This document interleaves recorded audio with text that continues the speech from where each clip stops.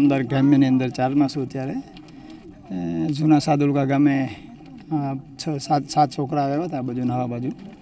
તો 3 છોકરા વારાફરતી એકબીજાને બચાવવા માટે થઈને ડૂબી ગયા છે.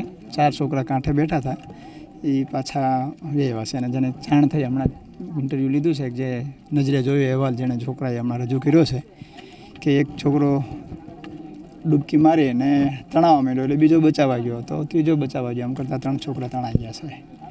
બહુ દુઃખદ.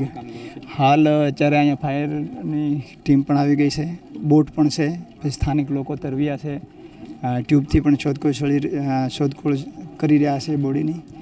અને તંત્ર અત્યારે બધું કામે લાગેલું છે કે જેથી કરીને વધારે ઝડપથી બોડી મળી જાય એવી રીતે માટે પ્રયત્ન કરી. એ નાવા આવ્યા હતા અને એમણે કીધું એમના જે સંબંધી હતા એણે અમને વાત કરી કે છોકરા પહેલાં કે સ્વિમિંગ પુલમાં નાવા ગયા હતા અને પછી પાછા અહીંયા આવ્યા. એના હિસાબે થઈને આ ઘટના બની છે એવું છે.